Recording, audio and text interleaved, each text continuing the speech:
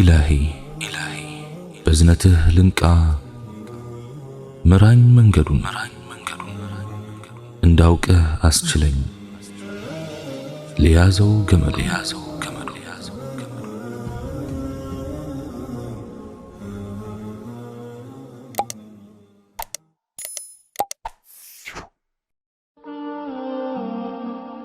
بسم الله والصلاة والسلام على رسول الله وعلى آله وصحبه ومن والاه. السلام عليكم ورحمة الله تعالى وبركاته.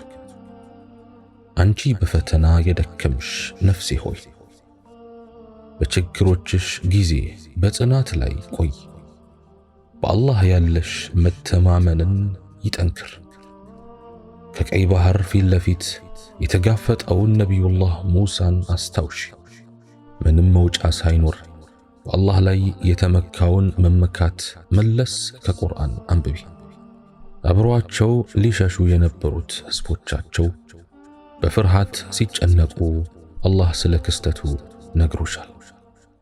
أعوذ بالله من الشيطان الرجيم. فلما تراءى الجمعان قال أصحاب موسى إنا لمدركون. ሁለቱ ጭፍሮችም በተያዩ ጊዜ የሙሳ ጓዶች እኛ የፊርዓውን ሰዎች የሚደርሱብንን አሉ። ነገር ግን ሰይድና ሙሳ አለይሂ ሰላም ወደሚመኩት ወደሚተማመኑበት አላህ ተጣሩ። እርዳታን እንደማይነፍጋቸው ተማመኑ። ለህዝቦቻቸውም አሉ ቃለ ከላ ኢነ መዐየ ረቢ ሰየህዲን። ሙሳም ተው ጌታዬ ከኔ ጋር ነው በርግጥ ይመራኛል አለ። አንቺ ደካማ ነፍሴ ሆይ ይህንን ክስተት በልብሽ አኑሪው። በዚህ ጥግ በጌታሽ ላይ ተማመኝ። የችግርሽን ባህር ይሰነጥቅልሻል። አላህ ሰሚ ነው፣ ቃሉን ጠባቂ ነው። በአላህ ላይ ተማመኝ። ከችግርሽ መውጣትሽ አይቀርምና አንቺ ከፊትሽ የተጋፈጠውን ፊትና በዩ ኢነ መዐየ ረቢ ሰየህዲን። ጌታዬ ከኔ ጋር ነው በርግጥ ይመራኛል። ፈተና አላህ ስብሓነሁ ወተዓላ እውነተኛውን ከውሸታሙ ሙእሚኑን ከሙናፊቁ የሚለይበት ፈለጉ ነው። ነገሮች በሙሉ ገርና ምቹ ቢሆኑ ኖሮ ሁሉም ራሱን እውነተኛ አማኝ አድርጎ ይሰይም ነበር።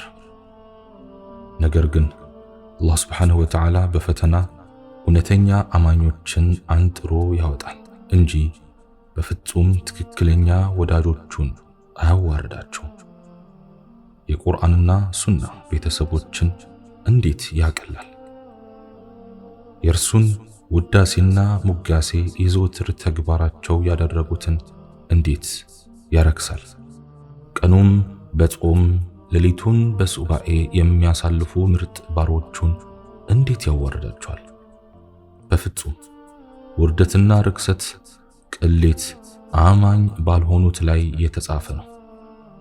አላህ የሚያዋርደው ጠላቶቹንና ህግጋቱን የሚዋጉትን፣ ቁርአንን የማያውቁትን፣ መስጂድ የማይገቡትን፣ ሰላት የማይሰግዱትን፣ ሱና የማይተገብሩትን፣ የአላህን ቃል ኪዳን የማይጠብቁትን ነው።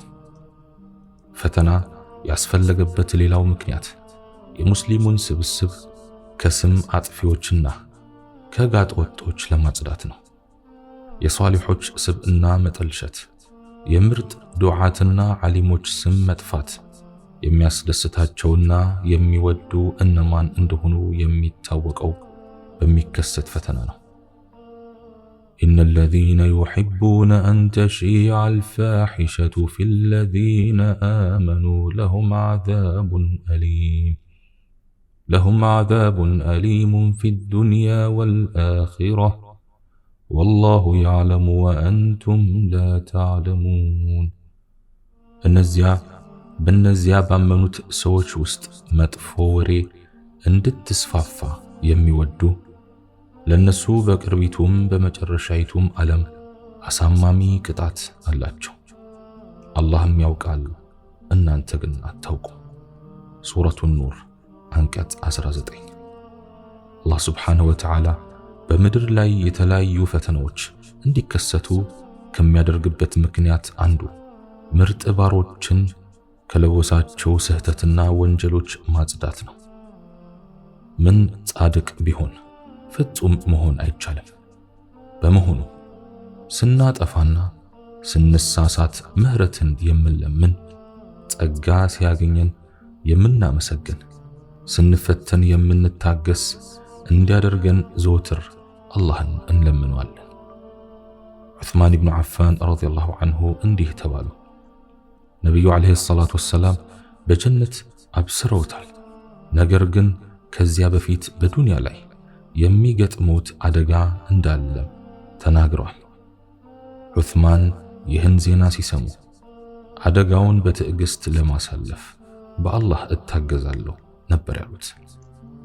ኢማም ኢብኑ ተይሚያም በእስር ቤት ውስጥ የሱና ጠላቶች በሚያደርሱባቸው እንግልት ምክንያት ታመው ሳለ ሊጠይቋቸው የመጡ ሰዎች ምን ነካዎት፣ ምን አጋጠሞት ብለው ጠየቋቸው። በወቅቱ የእስር ቤቱ ጠባቂዎች ወደ ውስጥ ካስገቧቸው በኋላ በሩን በላያቸው ላይ ከርችመውባቸው ነበር። እናም ኢማሙ ለጠያቂዎቻቸው የሚከተለውን የቁርአን አንቀጽ በማንበብ ነበር መልስ የሰጧቸው።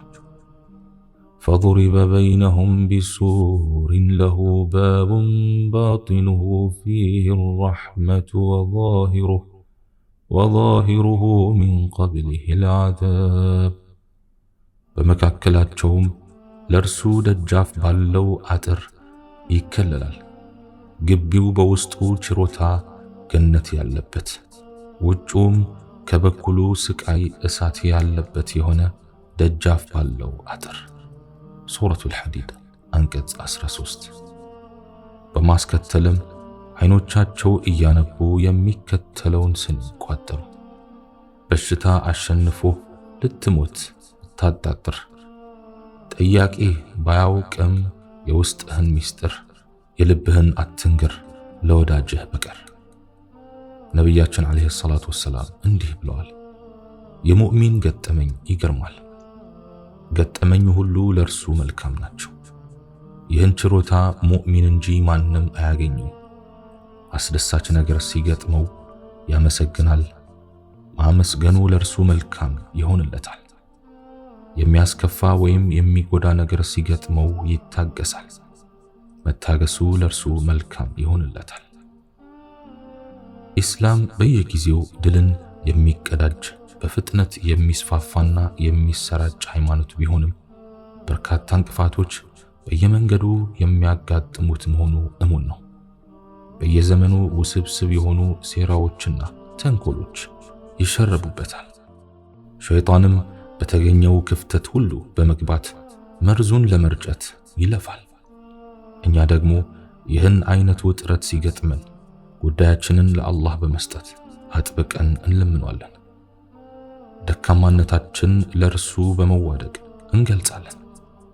እናም ፈተና፣ መከራና እንግልቱ ይበልጥ ከጌታችን ጋር ያለንን ትስስርና ቅርብ ያጠነክረዋል።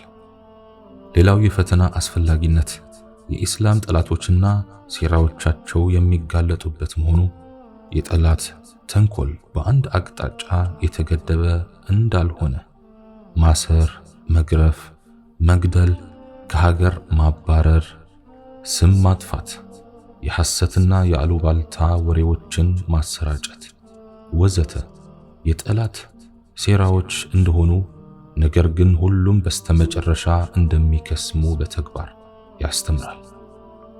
አላህ ሱብሓነሁ ወተዓላ ምን ይላል? فأما الزبد فيذهب جفاء وأما ما ينفع الناس فيمكث في الأرض። الله ለእውነትና ለውሸት ምሳሌን ያደርጋል። ኩረፋቱማ ግብስብስ ሆኖ ይጠፋል፣ ለሰዎች የሚጠቅመውማ በምድር ላይ ይቆያል። ሱረቱ ራዕድ አንቀጽ 17። ከፈተና መከሰት የምንማረው አንዱ ቁም ነገር ባሮች አዳልጧቸው ከወደቁበት አዘቅት በአዲስ መንፈስና ሞራል እንዲታገሉ የሚያደርግ መሆኑ ነው። በአላህ ሱብሓነሁ ወተዓላ እርዳታ ፈተናውን በብቃት የሚወጣ ድክመቶቹን በማስተካከልና ችግሮቹን በማረም ትግሉን ይቀጥላል። እኛ የሚጠበቅብን ዲናችን ድል እንዲጎናጸፍ በምንችለው ሁሉ በገንዘባችን፣ በነፍሳችን፣ በንግግር አስተዋጽኦ ማድረግ ብቻ ነው።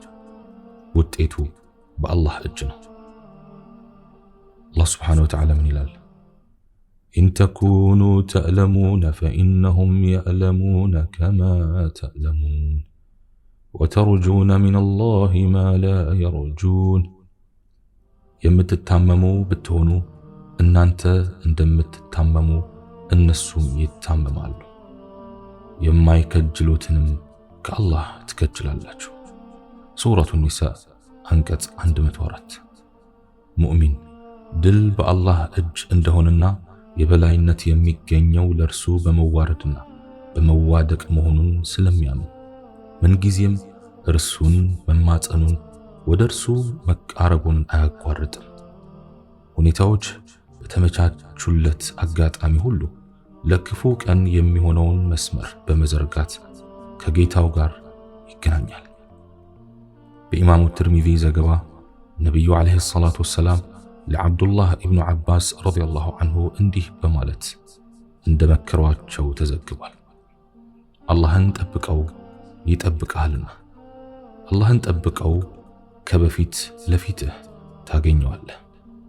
በምቾት ጊዜ አላህ ዘንድ ተዋወቅ፣ በችግር ጊዜ እሱ ያስታውሳል። ስትጠይቅ አላህን ብቻ ጠይቅ፣ እገዛን ስትሻ በአላህ ብቻ ታገስ። ፍጥረት ዓለሙ በጠቅላላ አንተን በሆነ ነገር ለመጉዳት ቢያሴሩና ቢስማሙ አላህ አንተን እንደሚጎዳህ መጀመሪያውኑ በወሰነው ነገር እንጂ ሊጎዳህ እንደማይችሉ እወቅ። በአንጻሩ አንተን በሆነ ነገር ለመጥቀም ቢሰባሰቡና ቢስማሙ አላህ አንተን እንደሚጠቅምህ መጀመሪያውኑ በወሰነው ነገር እንጂ ሊጠቅሙህ አይችሉም። የአላህ ውሳኔ የተጻፈባት ብዕር ከመጽሐፍ ታገኛለች፣ የተጻፈባት ሰሌዳም ደርቃለች። ትርሚዚ ዘግቦታል። አንድ ባሪያ ላኢላሃ ኢላላህ በውስጡ መስረጹ የሚታወቀው ፈተና ሲገጥመው፣ መከራ ሲደርስበት ነው። በመሆኑ የተውሂድ እውነተኛ ገጽታ የቁርጥ ቀን ይለያል፣ ጎልቶ ይታያል። ነቢዩ ዓለይሂ ሰላቱ ወሰላም አንድ ሰውዬ በተሸሁድ ላይ የሚከተለውን ዱዓ ሲያደርግ ሰሙት። اللهم إني أسألك بأن لك الحمد لا إله إلا أنت وحدك لا شريك لك المنان يا بديع السماوات والأرض يا ذا الجلال والإكرام يا حي يا قيوم إني أسألك الجنة وأعوذ بك من النار أملاكي هوي مزغانا لأنت يتقبى كانت بستقر ليلا أملاك يلله بتشنيا بيتي يلله ሰማያትና ምድርን ያለ አንዳች ቅድመ ምሳሌ ያስገኘ የግርማና የክብር ባለቤት ሕያው ሁሉን አስተናባሪ በመሆንህ እለምንሃለሁ፣ ጀነትን እጠይቅሃለሁ፣ ከእሳት በአንተ እጠበቃለሁ። ከዚያም እንዲህ አሉ፣ በምን ዱዓ እንዳደረገ አውቃችኋልን ብለው በስፍራው ለነበሩ ሱሐቦች ይጠይቋቸዋል። አላህና መልእክተኛው ያውቃሉ በማለት መለሱ። የአላህ መልእክተኛም ነፍሴ በእጁ በሆነው አምላኬ እምላለሁ፣ በእርግጥ እሱ አላህን በተከበረው ስሙ ለምኗል። ያ ሲለመን ምላሽ የሚሰጥበት ሲጠየቅ የሚሰጥበት በሆነው ስሙ አቡ ዳውድ ዘግቦታል። ቁርአን ስለ ነቢዩ ኑህ የዳዕዋ ትግል ሲያወሳ ያጋጠማቸው ተቃውሞ ወይም ፈተና ምን ይመስል እንደነበር በሚከተለው መልኩ ገልጧል። فقال الملأ الذين كفروا من قومه ما هذا إلا بشر مثلكم إلا بشر مثلكم يريد أن يتفضل عليكم ولو شاء الله لأنزل ملائكة ما سمعنا بهذا في آبائنا الأولين إن هو إلا رجل به جنة فتربصوا به حتى حين كهزبوچم እነዚያ ታላላቆቹ ሰዎች አሉ ይህ ቤታችሁ ሰው እንጂ ሌላ አይደለም በእናንተ ላይ መበለጥን ይፈልጋል አላህም በሻኑሮ መላእክትን ባወረደ ነበር ይህንንም የሚለውን በመጀመሪያዎቹ አባቶቻችን አልሰማን እርሱ በርሱ እብደት ያለበት ሰው እንጂ ሌላ አይደለም በርሱም እስከ ጊዜ ሞቱ ድረስ ተጠባበቁ አሉ ሱረቱል ሙእሚኑን አንቀጽ 24-25 ነብዩ ኑህ አለይሂ ሰላም የገጠማቸው ተቃውሞና አድማ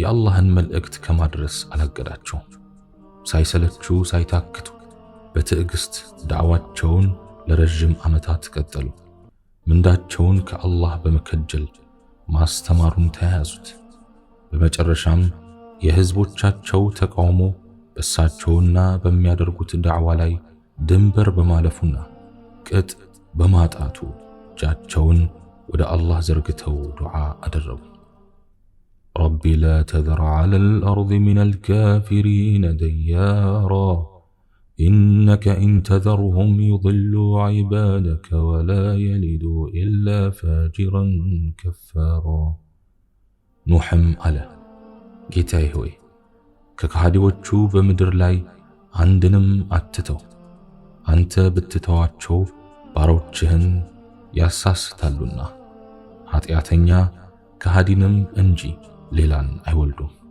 ሱረቱ ኑህ አንቀጽ 26-27 ነብዩ ኑህ በህዝባቸው ላይ ዱዓ ያደረጉት እነርሱ የክህደት መፈልፈያና ማጠናከሪያ ስለሆኑ ነው በሚል ገልጸዋል ይኸውም ከፊላቸው ከፊሉን በክህደት ላይ አደራ የሚባባሉና ኑዛዜ የሚተው መሆናቸው ነው ولا تذرن ودا ولا سواعا ولا يغوث ويعوق ونسرا አሉም አምላኮቻችሁን አትተው ወደንም ሰዋዕንም የጉثንም የዑቅንም ነስርንም አትተው ሱረቱ ኑህ አንቀጽ 23 ነብዩ ኑህ የተከበሩ ታላቅ ነብይ ናቸው የተላኩበትን መልእክትም ሳይሰለቹና ሳይታክቱ አድርሰዋል ነገር ግን የተላኩባቸው ህዝቦች ጆሮአቸው የሐቁን ጥሪ ከመስማት ደነቆረ